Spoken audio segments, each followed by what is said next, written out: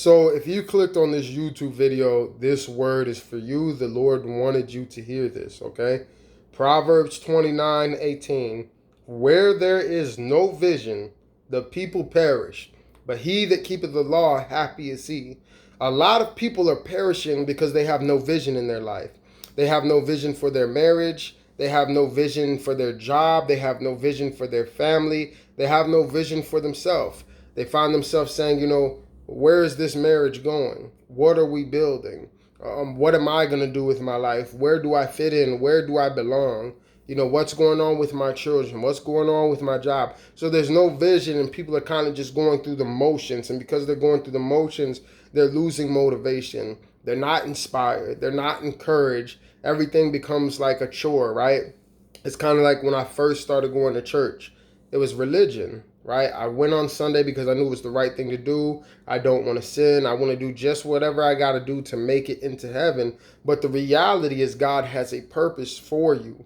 He has a vision. He has a plan for your life. He has a will for your life for each and every one of us. You might feel insignificant. You might not feel special. You might feel like the forgotten one, the rejected one, but God has a plan and vision for your life. The key to unlocking it is relationship, not religion. And you can be as religious as you want and just follow all the rules, but relationship with God, sincere intimacy with God is what is going to reveal his plan and his will for your life. The steps of a righteous man are ordered by the Lord. He will be a light unto your path, a lamp unto your feet, and he will show you what he has for you. So many of you are wondering, man, why do I just feel so, blah, and I'm discouraged and I'm heavy? Let me tell you, when God shows you who you are, it's going to change everything. It's going to change the relationships you have. It's going to change the way you look at yourself. It's going to change the way you connect with individuals around you. It'll change the way you date. I always tell people you shouldn't even date until you know who you are in God, because then you know how the pieces go together. You know what complements the vision for your life.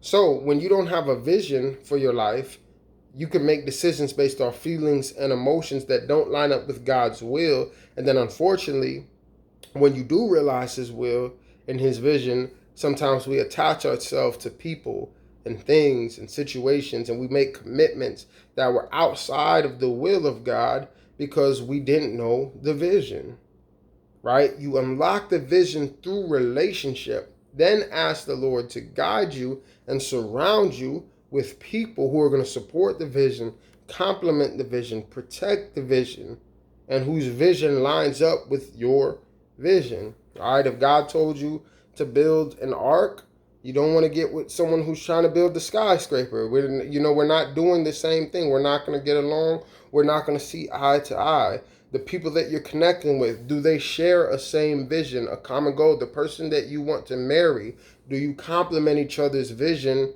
right, individually, and then for a bigger vision for your marriage and relationship? I always say, with your relationships, because that's the biggest thing that hurts Christians, you're coming together and you're becoming one and building something to present to the Lord.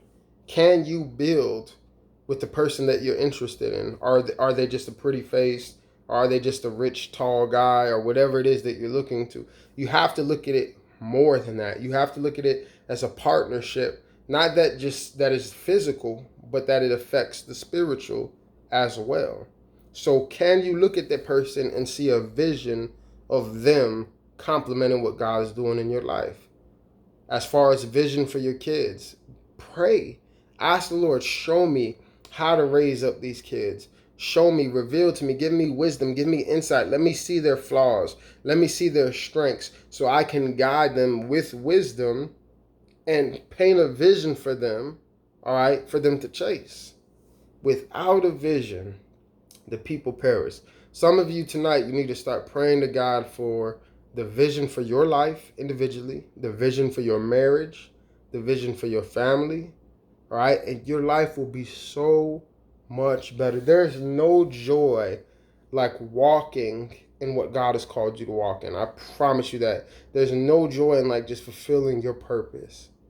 And a lot of you are sad, you're devastated, you're hurt, you feel like giving up, you feel like quitting because you've lost the vision. Some of you never had the vision, and some of you have lost the vision. You've taken your eyes off the vision. Now your marriage is suffering. Now you're giving up on the dream, giving up on building what God told you to build because you've gotten distracted by the cares of this life, by the hurts, by the wounds. And so now you're walking by feelings and what you see instead of walking by faith. See, it takes faith to, once you get the vision, to chase after it, to build it, to obey. So the enemy's going to do anything he can to get you to not be walking in faith, but be walking in your feelings. Start asking God to just open your eyes and give you the vision. And then when he gives you the vision, I think it's in Habakkuk, you write it down so that you can see it. Love you guys. Be blessed. Be encouraged in Jesus' name.